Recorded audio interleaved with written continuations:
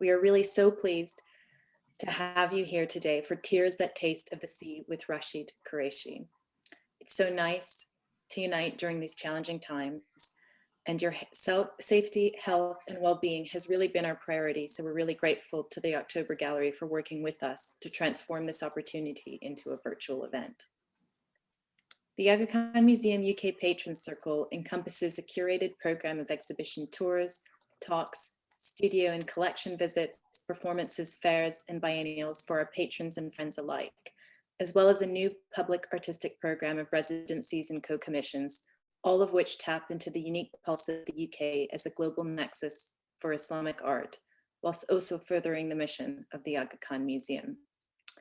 Even though the Aga Khan Museum is temporarily closed for Ontario's second lockdown, you can continue to enjoy their online Museum Without Walls and the new microsite for their exhibition Remastered, which presents digital interactives featuring the museum's collection of Persian, Turkish, and Mughal manuscript paintings, also on display at the museum until next year, March time. And now I could not be more delighted to welcome today the celebrated artist Rachid Koraichi and the team from October Gallery, Chili Hawes, Elizabeth Lalouchek, Gerard Houghton, and Sylvie Franquet. Born in Algeria in 1947, Rachid now lives and works in Tunis and Paris. His creative explorations have extended across an impressive array of media, including ceramics, textiles, bronze, corten steel, wood, and paintings on silk, paper, and canvas. Over a long career, Koraichi has been influenced by a fascination with signs. Beginning with the intricate Arabic script, his work is composed of symbols, glyphs, and ciphers drawn from a variety of languages and cultures that he integrates to create his signature mixed media installations. Permeating his work are the themes of Sufism, migration, and sanctuary, which are also pertinent to the museum's collection. From historic paintings depicting the Sufi poets to its rich performing arts and education programs where Sufism, Rumi, and the religion of love are often presented through music and dance, courses and talks. And finally, this year's focus for the museum on the exploration of contemporary migration as seen in the exhibition Sanctuary, Chrysalis, and Don't Ask Me Where I'm From. Rachid has been represented by the October Gallery since 2003. He received the V&A's prestigious Jamil Prize in 2011, and his work features in collections internationally, including the British Museum and the National Museum of African Art in Washington, DC. Having spent much of his year creating new solo work for this exhibition in particular, Tears That Taste of the Sea, which will go on display at the October Gallery in January of next year, we really could not be more thrilled, Rachid, that you are joining us today to give our audience a special preview of what promises to be a truly memorable exhibition. So without further ado, I am now delighted to introduce the director of October Gallery, Chili Hawes, and artistic director, Elizabeth Lalouchek, who will tell you more about the gallery, which celebrated its 40th anniversary last year, and how they discovered Rachid. A big welcome to all of you to October Gallery and to the fantastic work of Rachid Koraichi. We are delighted to be with you and appreciate so much the important work the Aga Khan Foundation does, especially in culture and education. Now 41 years old, October Gallery is an educational charity in the UK, located in a 3-story Victorian building in the heart of Bloomsbury, London, with the aim of developing what we call the trans-vanguard, the work of avant-garde contemporary artists from around the world. We began in an art world very focused on Western art, which is now, with the help of many pioneer forces, moved into a climate of recognition of artistic ability from all cultures and geographies, almost mainstream. And one such pioneering force is Rachid Koraichi, whose vision and purpose is vast and multidimensional. Born in Ain Beda, Algeria in 1947, His energy is manifestly abundant, as all of you who know him can constate. His work encompasses sculpture, ceramics, paintings, and the written word, often in collaboration with other artists and craftsmen in cultures along the trade routes of the Maghreb to the Middle East and beyond. Recently, Rachid returned from his project in Dagestan in the Caucasus, restoring ancient texts, then traveled to Lahore, Pakistan, and from there to Barcelona in Spain, where, isolated in lockdown for 6 months, he created the works for his next exhibition here, Tears That Taste of the Sea. This boundary crossing energy marks him as a significant figure in the world of contemporary art and a perfect example of the trans-vanguard. Another reason the gallery has become a staunch collaborator with Rachid, a man of ideas, is because of his ecological position, which so perfectly parallels our own. We have worked together on the creation of wastewater gardens. That's where you take wastewater and transform it to clean water through the use of plants. We started the first African pilot project installed in the historic Khazar near the Tijani Zawiya of Temasin, Algeria. And then, with the help of the Department of Environmental Protection, successfully expanded into other parts of Algeria.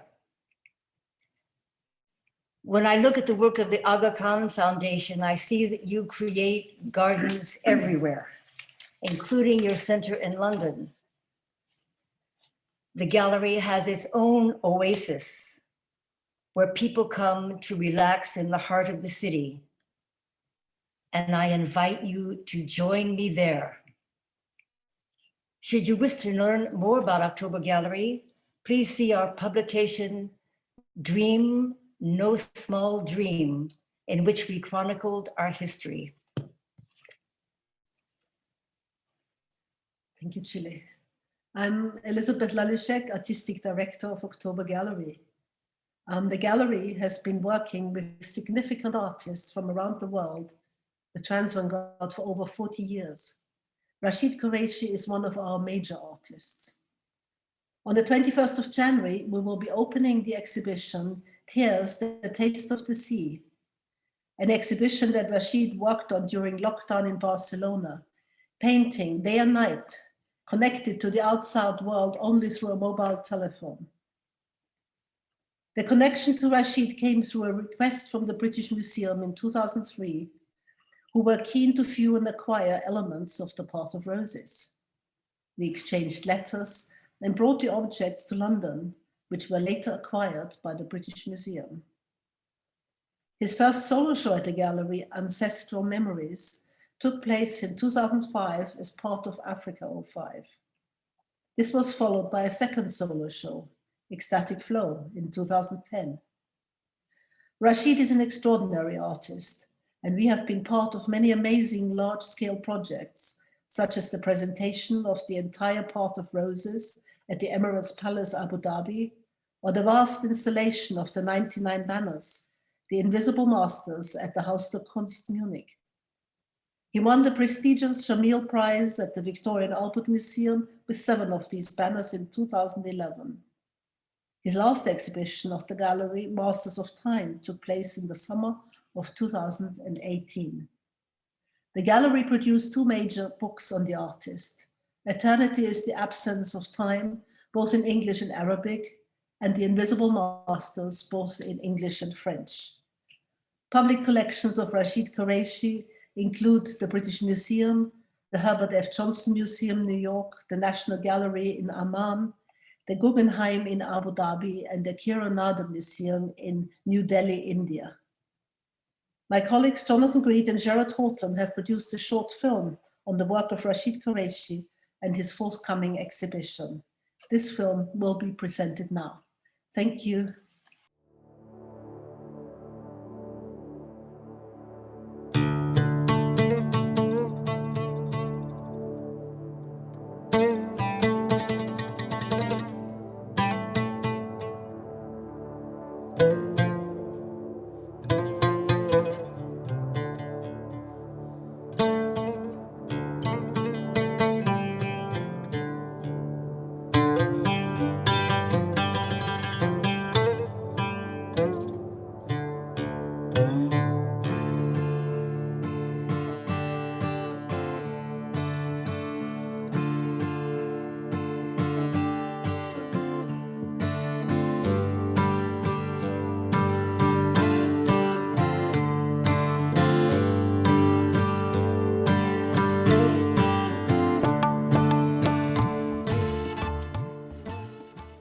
Over an artistic career spanning 5 decades, Rachid Koraichi's mixed media installations have reinforced his reputation as one of the leading Arab artists of his generation.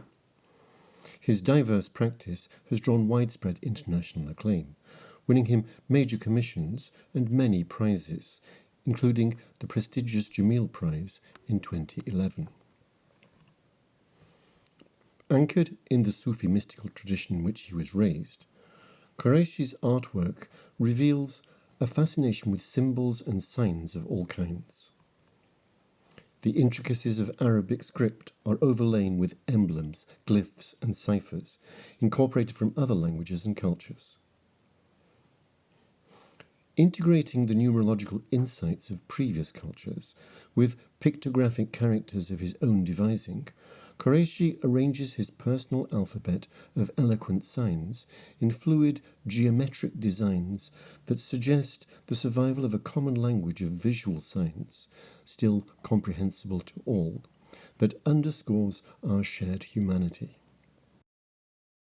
Koraichi's inspiring installations extend across an impressive range of media, including ceramics, metals, textiles, and painted works on canvas, paper, or silk.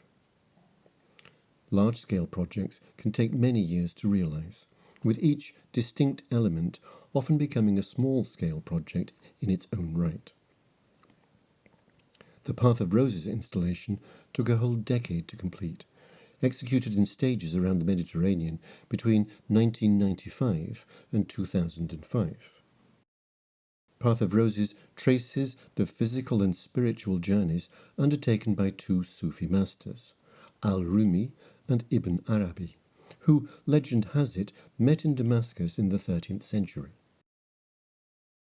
Both men were migrants, whose journeys ended far from home. Ibn Arabi's tomb is in Damascus, while Rumi was laid to rest in Konya in Turkey. Koraichi's own artistic quest therefore began in Turkey, where he created a series of porcelain ablution bowls with traditional Iznik potters, which he then embellished in his signature style. Next, he travelled to Casablanca in Morocco, where he collaborated with Bridget Perkins, the renowned weaving specialist, to create indigo-dyed, woven silk banners that were then embroidered in traditional style using golden thread. 2 different series of metal sculptures followed, the large figures being produced in Morocco, while 98 smaller figurines were fashioned in Tunis later. Finally, the completed installation, now comprising 277 discrete elements, set out on its own travels. First being shown at the 49th Biennale in Venice in 2001, then at Cornell University in New York in 2002, and in 2003 at London's October Gallery, where the British Museum purchased a subset of individual pieces. Path of Roses completed its own wandering journey when acquired by Abu Dhabi's Guggenheim Museum in 2012.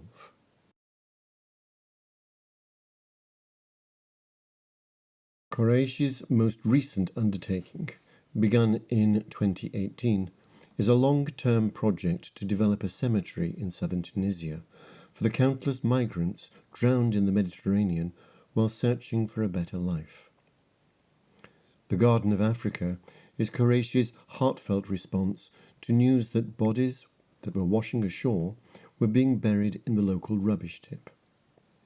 He designed and initiated work on an appropriate burial ground with a memorial garden where families and friends could pay a dignified final tribute to their loved ones.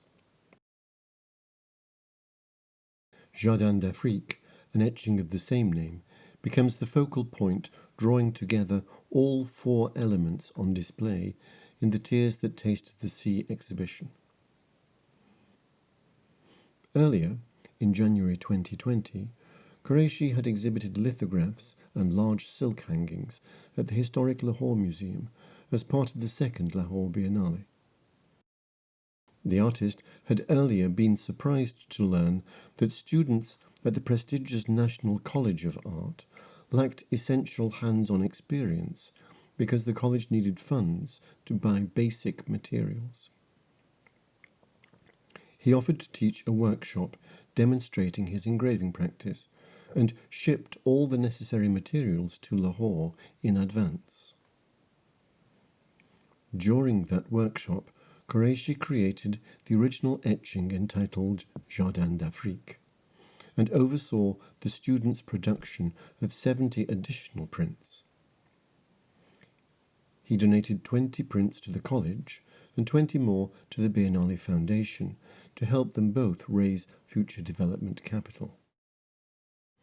Koraichi selected this topic for the workshop in Lahore to emphasize how distant countries might still be linked by a contemporary crisis, since a number of the migrants whose journeys end tragically on Tunisian beaches will originally have set out from Pakistan. Jardin d'Afrique is a graphical tour de force, neatly illustrating the ideas explored in the emerging cemetery project. At the centre is a great circle, symbol of the infinite, which represents the entrance point to another world. Within that circle stands a lone figure, a traveller who, arriving at a place where two roads cross, meets an irresistible force. Caught at this crossroads of destiny, the traveller's earthly journey comes to an end. The sphere that encloses the traveller in this separate reality floats on the ocean waves and eventually drifts ashore on a Tunisian beach near the ancient port of Zarzis. In the real world, as symbolized by the rectangular space enclosing the sphere, a carefully laid out garden can be seen, bounded by walls and shaded by scented herbs and trees. Orderly ranks and files of tombstones are laid out amongst rows of talismanic tiles, all indicative of the protection offered in this peaceful garden of paradise on African soil. All around are figures who symbolize what Koraichi calls those who pray, who represent those mothers, fathers, families, and friends who continue to pray anxiously for the well-being of the souls already departed. The blue ink of the engraving, representing infinity, also suggests the calming colours of the sea and the sky.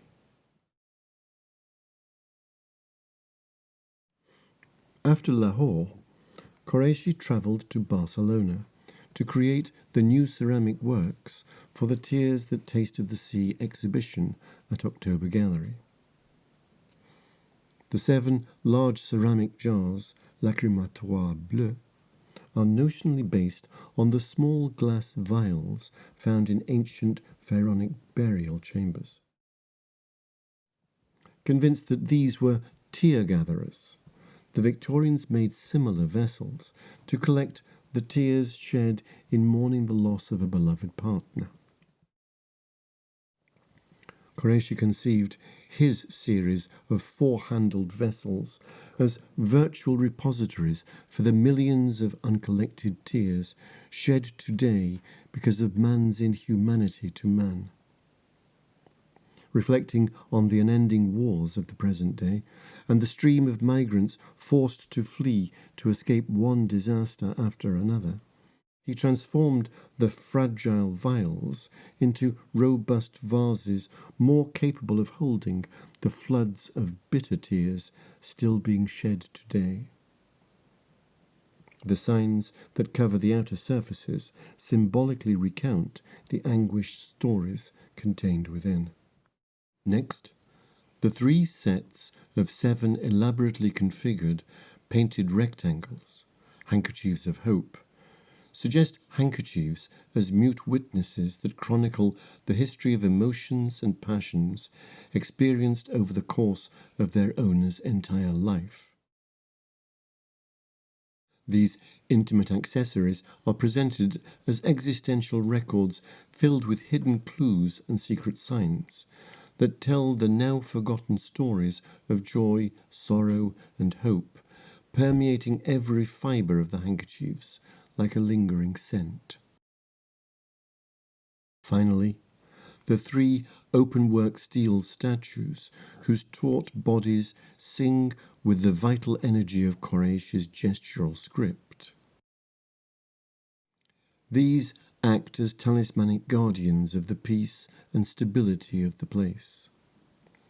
Their vigilant and protective presence ensures that the trauma, at least temporarily, is over, and though painful memories remain, and the sea still tastes of salt, the Garden of Africa offers a safe haven for all these nameless travellers, affirming that no matter from where they have come, here they may rest.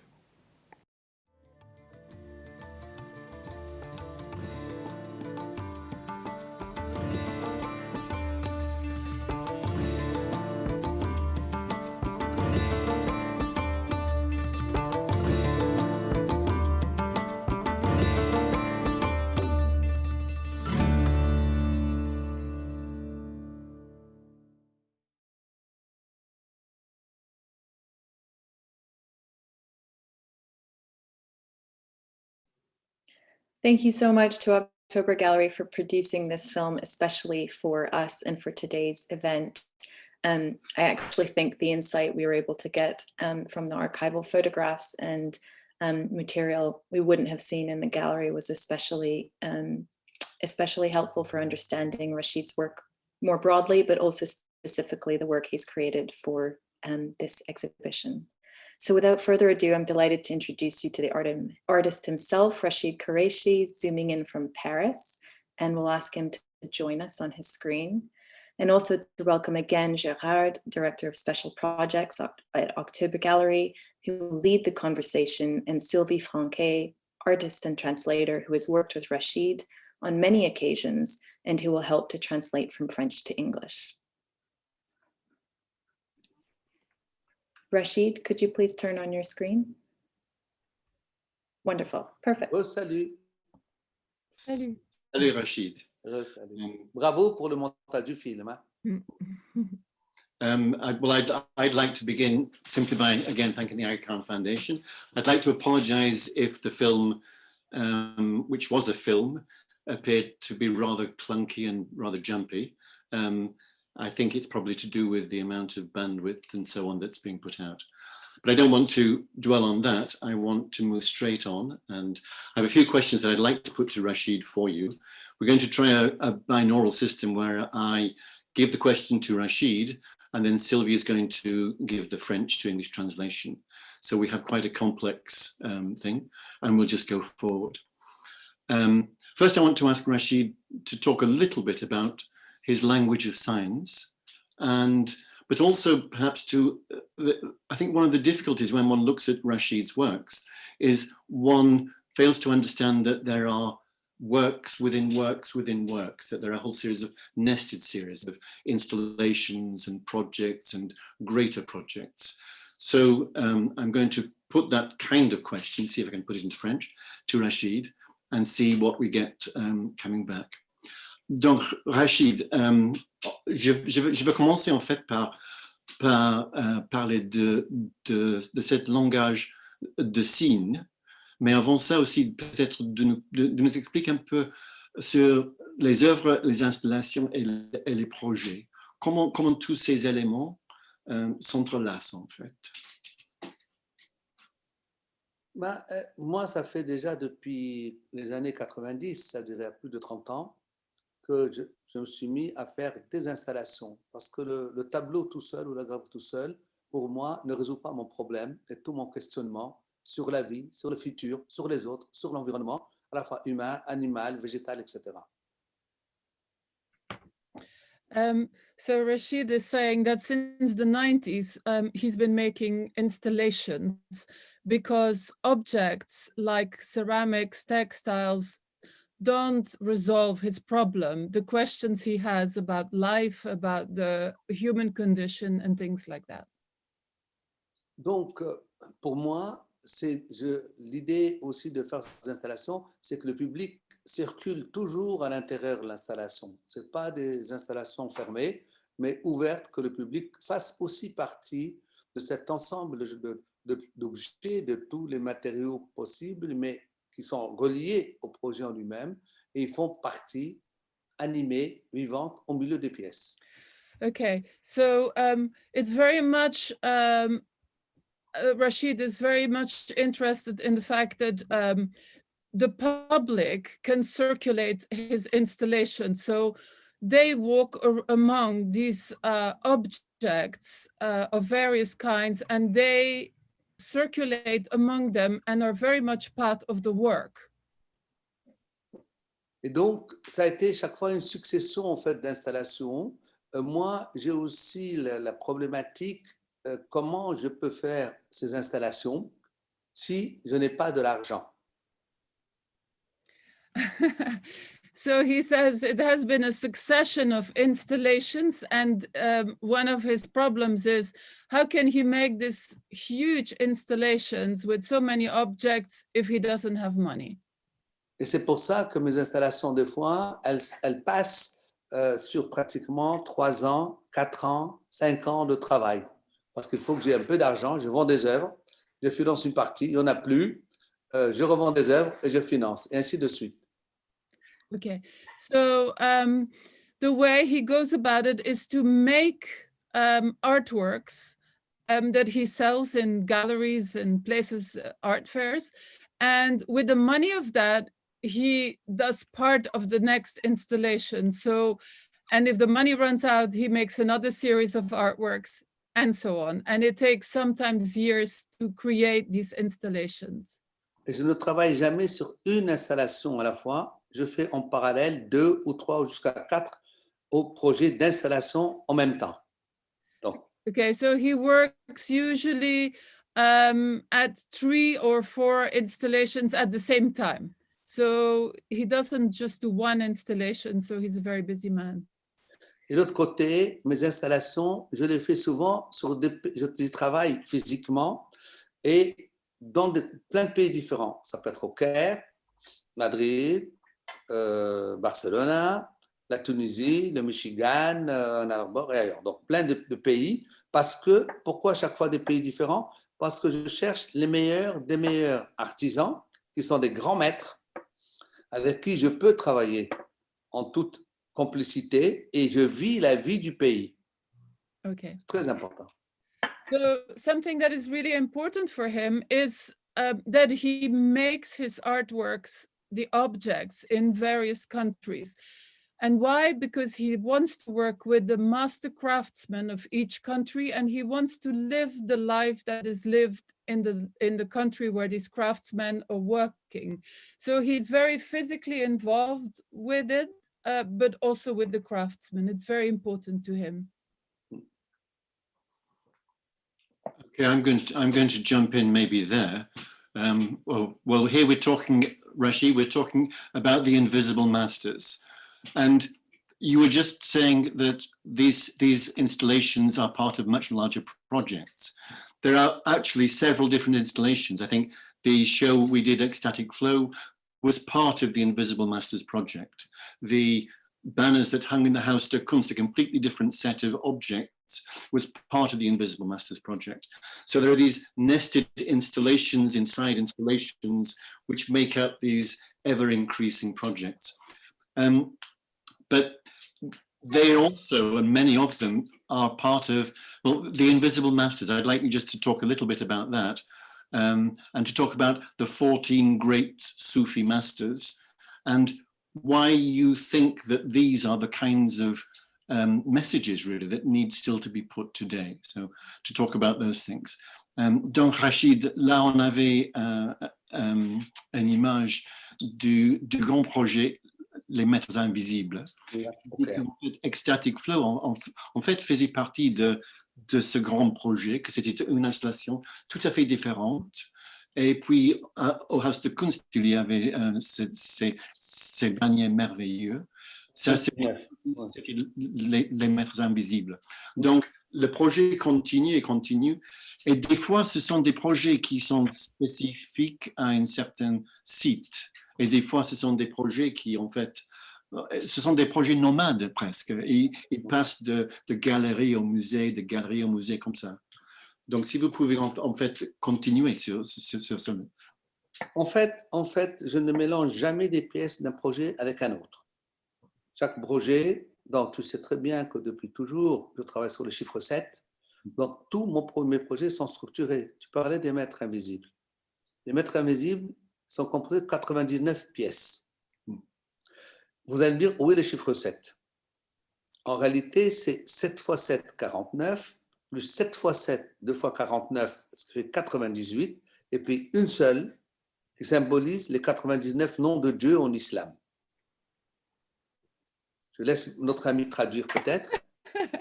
Okay, so Rachid says that he never mixes objects for various installations. All the objects belong to one installation, even though there are different shows for that.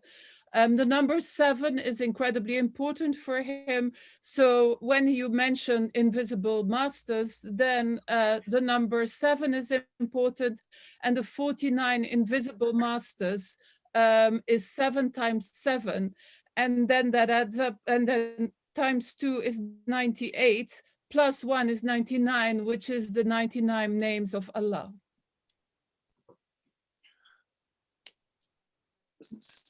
Voilà.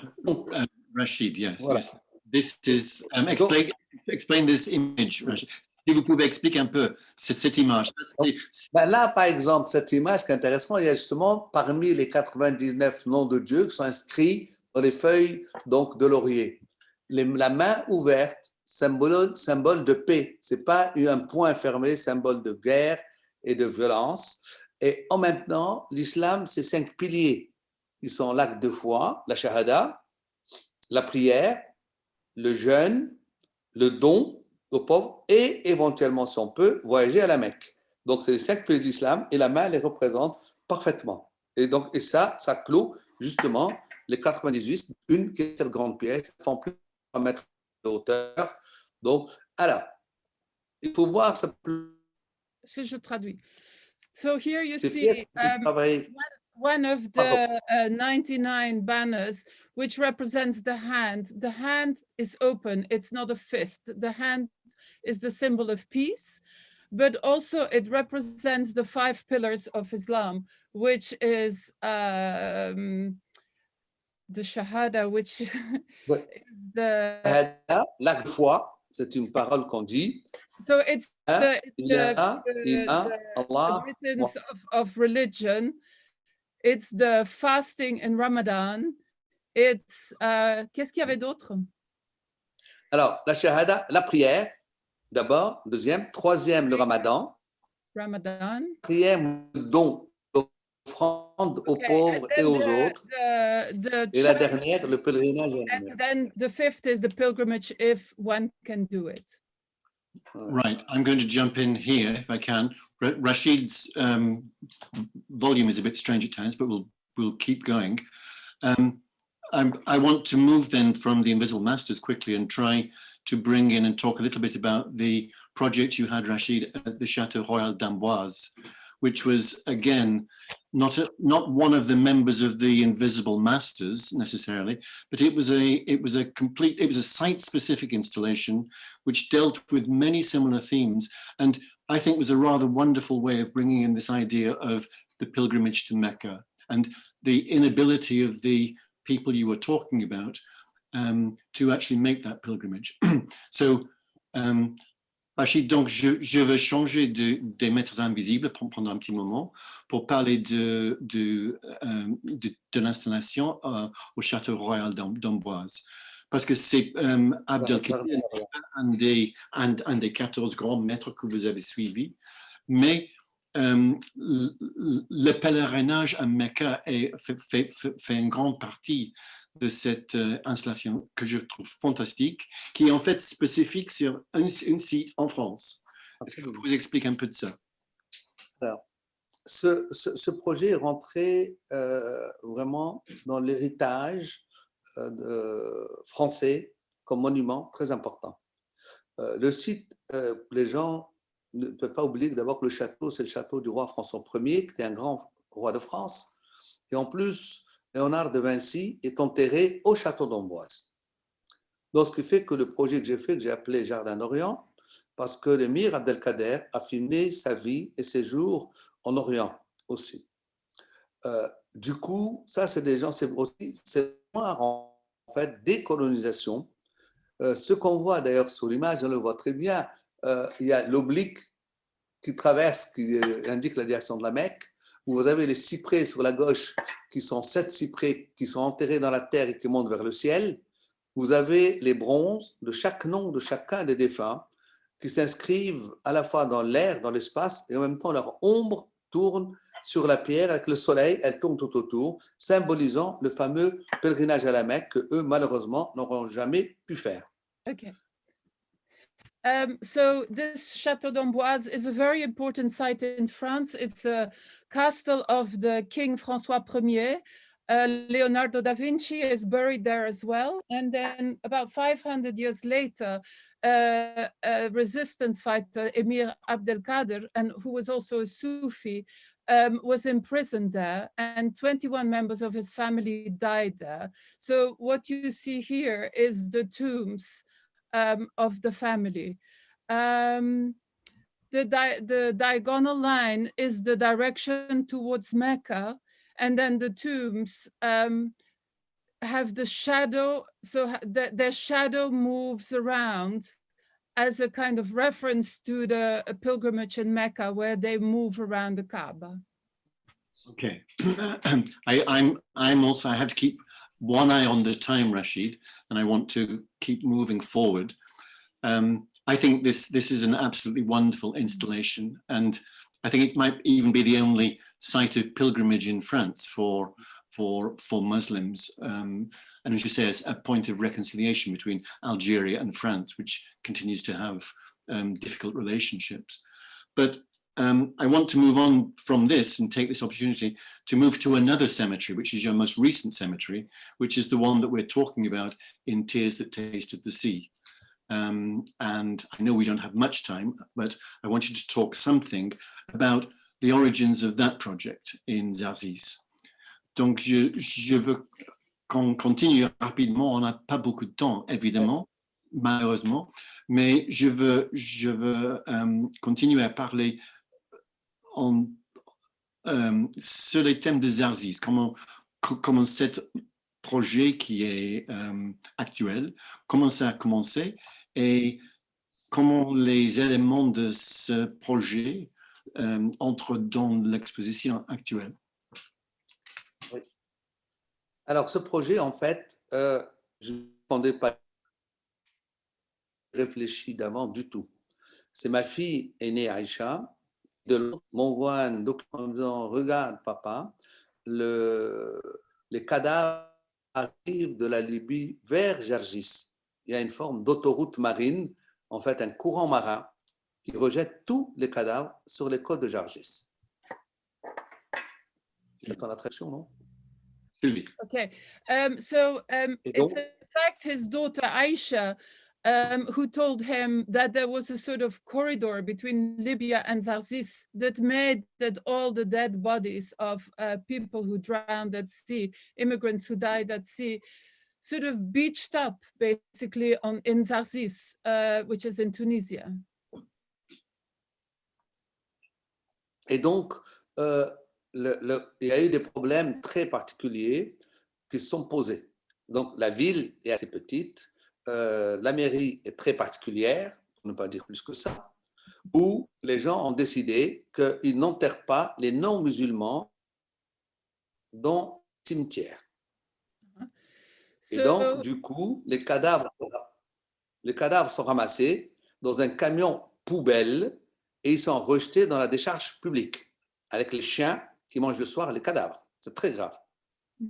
Okay, so it's a very particular problem because Zarzis is a small town, and the mayor is quite particular, and the people from Zarzis didn't want the non-Muslim bodies to be buried in the cemetery. So the dustbin van basically picked up these bodies and threw them on the garbage, where at night they were eaten by the dogs.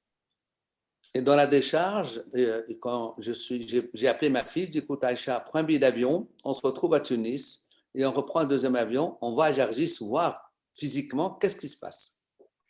So he called his daughter and said, take a plane to Tunis and we will both go together to Zarzis and see what's going on there.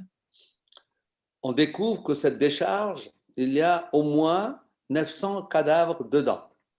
Donc, ce qui est énorme. Et l'archevêque de Tunis, qui est devenu depuis un ami, me dit, Rachid, nous, on n'a pas de lieu où mettre les corps de chrétiens.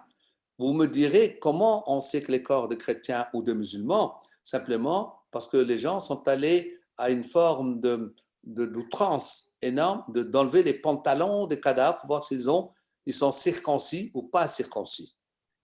Okay, so there were actually a lot of bodies, up to 900 bodies. And so this was a big tragedy. And the Archbishop of Tunis said they also didn't have a place in the Christian cemetery. And so how to tell that these bodies were Christian or Muslim, they went even to the outrage of taking the pants off and see if they were circumcised. So it was a catastrophe. Okay, a complex story. Rachid, I know that you then went and bought an agricultural terrain, and you've created all the plans. In fact, you've designed the whole thing from the ground up. You've done all the planning. You've gone and found the people to make the different tiles. You've employed the local people to create this wonderful cemetery. And the point of the cemetery is that it is non-denominational. It's not just for Muslims. It's not just for Christians.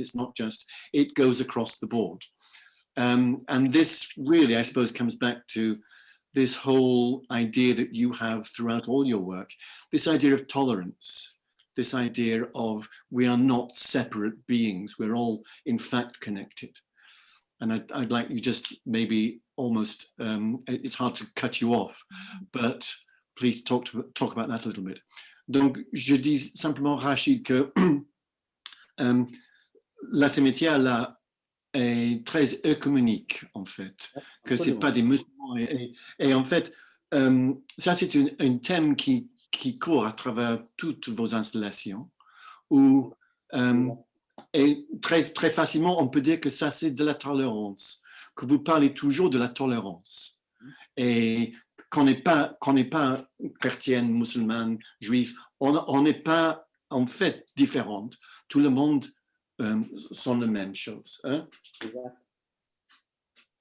En fait, ce qui est important pour nous aujourd'hui, c'est que la mer emporte aussi bien des Pakistanais, comme elle a emporté beaucoup de gens du Bangladesh, comme des animistes, comme des chrétiens, qui sont chrétiens ou protestants, ou catholiques, autre chose. Pour nous, ce lieu, c'est vraiment mettre une pierre blanche dans ce temps qui passe. C'est l'histoire de ce désastre qui a été d'attaquer la Libye, de tuer son président et d'ouvrir les portes de l'enfer sur toute l'Afrique. Rien qu'aujourd'hui, les premières informations, il y a une 50aine de paysans dans un champ au Burkina Faso. Ils ont été massacrés tous par des groupes de Boko Haram. C'est terrible, cette histoire d'aller prendre, de bombarder, de tuer en Libye. Et tous ceux qui ont fait ça sont partis et nous ont laissé cette catastrophe derrière nous. Moi, je suis artiste, je ne suis pas constructeur de cimetière. Mais si je ne le fais pas moi, les gens vont continuer à faire des montagnes de cadavres dans la décharge publique. Okay, so yes, this is very non-denominational. The sea brings up Pakistanis, Bangladeshis, and people from everywhere. And it's this monument is as if putting a white stone on the ground to as a memorial for these people. And it's also pointing out the catastrophe that has happened in Libya, which is still leaving traces every day, killing people every day in the countries around it. For instance, today, several people were killed by Boko Haram.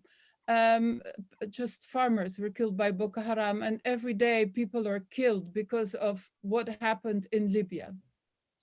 Yeah. Et normalement, juste, si je finis avec ça, ce projet, pareil, donc j'ai acheté de mon argent ce terrain agricole. J'ai dessiné, comme tu as montré, beaucoup de dessins, de plans, de détails de plans que je continue à faire à mesure. Et j'ai totalement financé le projet de bout en bout. De l'autre côté, juste rapidement, j'ai fait travailler beaucoup de corps de métiers dans les artisanats les meilleurs, comme on dirait ici en France, les maîtres artisans. La céramique, la ferronnerie, le travail de la terre, ainsi que tout ce qui colle, le bois, les ébénisteries, etc. Donc pour moi, c'est fondamental de pouvoir tout prendre en charge de bout en bout pour décider, moi, de ce projet, que personne ne me dise « Ah non, je veux une porte différente. Ah non, je veux le carreau différent. » Donc je voulais faire comme on construit une œuvre d'art ou comme on taille une sculpture. On enlève un peu à droite, on remonte un peu, on descend plus bas, etc. Donc tout là, on voit des carreaux, par exemple, c'est des carreaux du XVIIe siècle qu'on a repris à la main un par un. Et tout ça n'est pas rien. Et puis là, on voit les stèles qui viennent du Caucase et qui vont être dans le cimetière pour surveiller, d'être les gardiens de l'entrée de la salle de prière, une salle de prière œcuménique pour toutes les religions. Okay. So Rachid said he's an artist. He is not a builder of cemeteries, but if he doesn't do this, nobody does. And so he bought a piece of agricultural land and completely designed in every little detail the entire cemetery. And he financed it himself, so nobody can tell him, I want this, or I want that, or I want to do it a different way. It's very important to him, as he said before, to use master artisans from everywhere to make everything that is in the cemetery, the tiles, the ceramics, the stonework, the woodwork, the metalwork. So he works with various artisans from various places, as always. But it's entirely financed by him because he wants complete control over every detail for it to be the way he wants it to be. Okay, it's wonderful. Thank you, Sam. Rachid, a last question, I think, because I know that maybe people in the audience would also like to ask some questions. Juste, si tu permets, juste là, l'état où est le cimetière, il n'y a pas encore les plantations. Normalement, il est très, très végétalisé avec des jasmins, des galants de nuit, des hibiscus, des bougainvilliers, des orangers amers. Donc, ça va être comme un jardin du paradis. L'idée, c'est de leur donner un lieu qui est 1000 fois mieux que les cimetières musulmans de la région. Puisque vous ne voulez pas vous les jeter à la décharge, je leur fais un paradis sur terre pour accueillir leur sépulture. So Rachid is saying that as these people were not accepted by the Muslim cemetery, he's building for them a garden of paradise. So what we have seen on the pictures, there's no plantation yet, but it will be completely planted with bougainvillea, with Seville oranges, with jasmine, with hibiscus. It will be a garden of paradise for these people. Yeah. Much better than a Muslim cemetery. Yeah. I'm going to try and make a last final question. It's the hard one, really, to talk about the articulation between Zazie, the cemetery, and the exhibition now in the October Gallery. We could have had a lot more talk about the wonderful ceramic vases and the handkerchiefs of hope. I wanted to go into those smaller installation projects in more detail, but just to give us some idea of how they link into the larger Jardin d'Afrique Project. Donc, finalement, Rachid, pour qu'on peut demander aux autres à dire des choses, comment le cimetière de Zazie se met en articulation avec l'exposition actuelle à Londres, Tears, the Taste of the Sea. Alors, moi-même, j'ai perdu dans ma jeunesse mon frère aîné qui a été emporté par la même mer Méditerranée, où ses cadavres, je les ramasse. Je fais la récupération des restes humains. Donc, pour moi-même, dans ma famille, on a eu ce désastre. Le problème, c'est que moi, je ne veux pas faire un cimetière, je fais un jardin d'Afrique, parce que le continent africain est une merveille de continent. Et de l'autre côté, pour moi, c'est fondamental de toutes ces mères, tous ces parents, ces enfants qui ont perdu leur père, leur frère, leur mère, il y a des bébés, etc. C'est des torrents de larmes. Et c'est pour ça que je voulais un peu revenir à cette histoire de l'accrématoire pour dire recueillir les larmes, mais il y en a tellement que j'ai fait les pièces beaucoup plus importantes que les vrais lacrymatoires qui sont tout petits comme un petit doigt. Ça, c'est une idée. Et puis, toutes les peintures sur les murs, elles sont noires sur blanc. Donc, ça aussi, c'est le deuil, et c'est comme une grande ceinture qui tourne autour de la galerie, puisqu'il y a 3 x 7, il y a 21, donc 21, 21, 21, donc pièces. Donc, pour moi, c'est comme une grande ceinture de deuil au milieu de ces vases qui sont censés recueillir les larmes. Mais ça peut aussi, avant, c'était aussi recueillir des larmes de bonheur, parce qu'on pleure tellement on est heureux. Ce n'est pas que du malheur. Mais malheureusement, dans les temps qui passent aujourd'hui, vous avez le Covid, on a le Covid, l'Amérique latine a le Covid et tout le monde là. Donc, il y a beaucoup de morts, il y a beaucoup de larmes, il y a beaucoup de choses. Donc, et vous voyez aussi cette histoire des vases, la forme des vases, elle a 4 anses pour les prendre. Et si on regarde bien les pièces, c'est comme une personne qui a les mains sur ses hanches, derrière. Et ils sont 2. C'est comme si un homme et une femme qui posent les mains sur les hanches, mais ils sont collés l'un à l'autre dans une tendresse, dans une forme de baiser. Et en même temps, tout le travail aux oxydes de cuivre, c'est du bleu, un très beau bleu indigo, qui est aussi le bleu de la mer. Donc, c'est les larmes salées, les larmes de ça. Et puis, on a démarré, on est très avancé sur un projet d'un centre de recherche ADN sur le site. Et là, je laisse la traductrice faire son travail peut-être.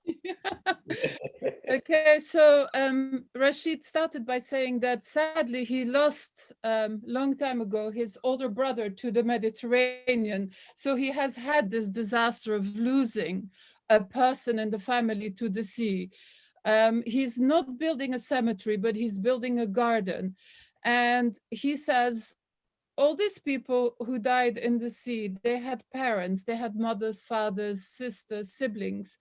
And all these parents, all these mothers have shed tears, torrents of tears. And that's why he built this sort of huge vases for tears. And he built them big because the veil of tears is so enormous, the torrent of tears is so enormous. And then he painted the handkerchiefs white on black, the black symbolizing mourning. And so they go around the exhibition and they form a band of mourning. But they are handkerchiefs that catch the tears, but the tears are not necessarily sad tears. They are also tears of joy. They can be tears of joy. But he's saying in this COVID period, when so many people have died and when everybody has lost, or so many people have lost ones, there have been so many tears, so the vases can sort of become bigger and bigger. He has made these vases with 4 arms because they represent a couple hugging each other, but with their hands on their hips, so they form this beautiful shape. And the blue on the vases, the decoration on the vases is blue, symbolizing the sea, the blue of the sea. Wonderful, wonderful. Rachida, I think we're going to stop there and maybe have some questions from the audience. Faiz, if you'd like to, you could just go. I know you could go on. Thank you all so much.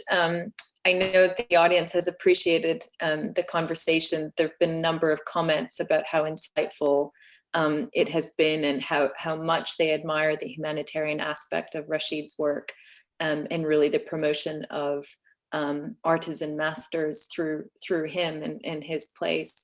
There are a couple of questions. I'll start with the first from Sarah Abbasi. This is such a powerful, beautiful, and inspiring art. Can you share how you got started as an artist? Who and what were your inspirations? Donc, Rachid, cette installation, c'est très, très puissant et fantastique. Est-ce que vous pouvez nous dire un peu de la façon dont vous êtes entré dans le chemin d'artiste, tout simplement? Qu'est-ce que sont vos inspirations, vous? Moi, je pense la chose essentielle. Je crois, malgré moi, j'ai réalisé le rêve de ma mère. Ma mère était une femme, mon père aussi, d'un couple merveilleux. Mais ma mère, pendant la Première Guerre mondiale, parce qu'elle est née en 1927, elle était dans un pays colonisé par la France. Son père est mort tôt, très tôt, empoisonné, et c'est son grand-père qui l'a élevé. Et elle faisait beaucoup de dessins, beaucoup. Mais dans sa ville, qui est près de la ville de Constantine, et il y avait des concours de dessin de France. Et comme on était département français, ça veut dire qu'on est département comme département de la Seine, département de Paris, département, si tu veux, de la Mayenne ou d'ailleurs. Donc, elle a participé comme française, colonisée, indigène, colonisée, donc à ce qu'on. Elle a eu le premier prix français. Sauf quand De Gaulle est venu s'installer en Algérie pour lutter contre Pétain et contre les collaborateurs et la Gestapo, ma mère a eu peur qu'on trouve ce diplôme donné par Pétain et elle l'a mis au feu. Tu veux traduire? Oui. So he says that he probably realized the dream of his mother. She was born in 1927 and was brought up by her grandfather. She did a lot of drawing, and because Algeria was a department of France, she participated in a competition, an art competition, as a French person. And she won the first prize. But when de Gaulle went to installed himself in Algeria, she burned her prize, her paper, because she was scared that, you know, it would cause her problems. Exact. Et donc, quand j'étais à Tunis, elle était encore en vie.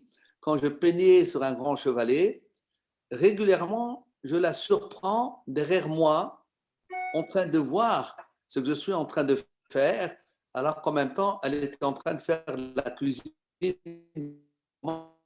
Donc,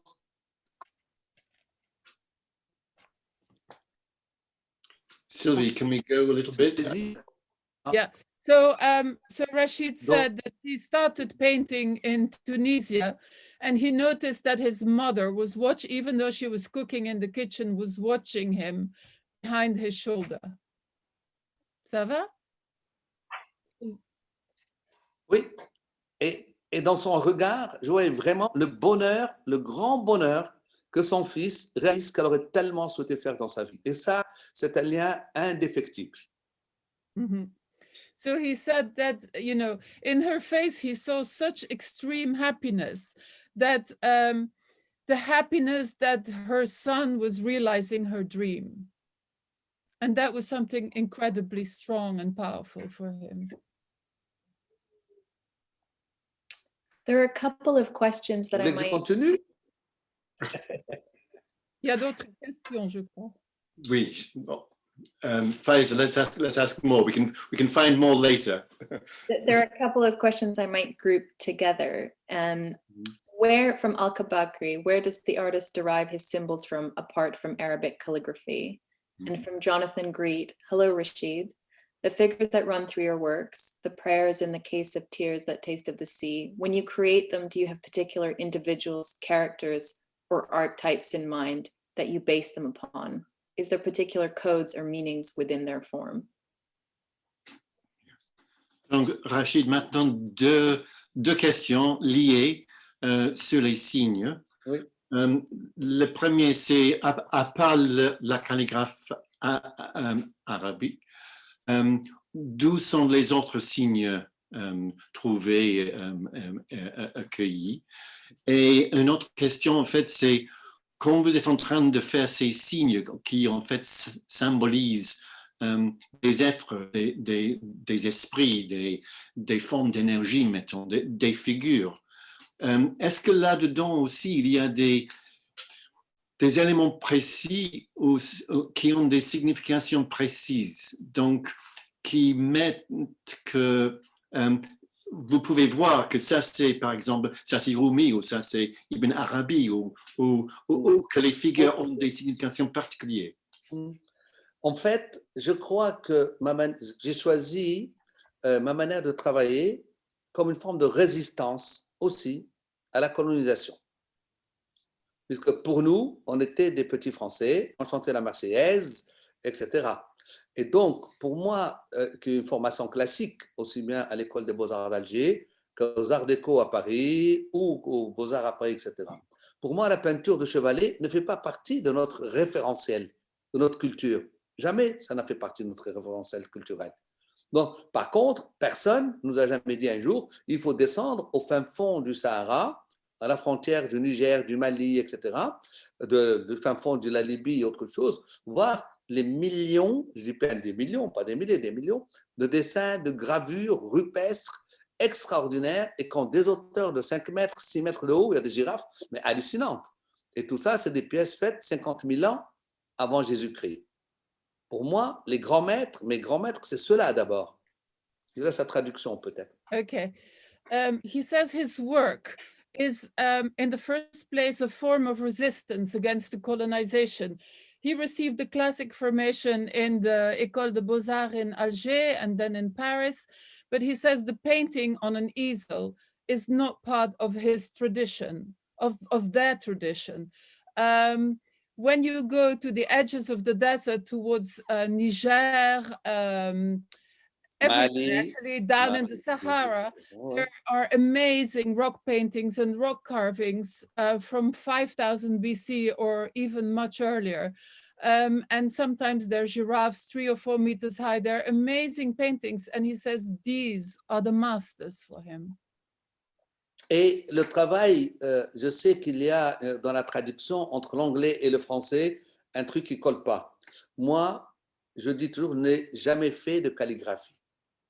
Mon travail, ce n'est pas la calligraphie. C'est comme tu es là en train, toi, d'écrire, ce n'est pas la calligraphie. C'est ta graphie, c'est ton écriture. Je ne suis pas calligraphe.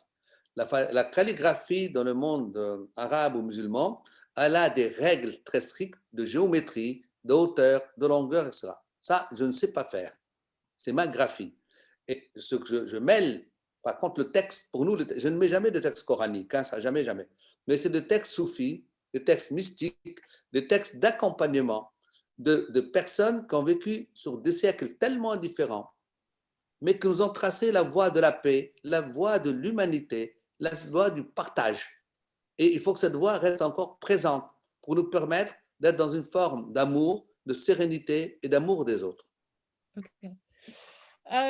He says there's a little problem between for the word calligraphy.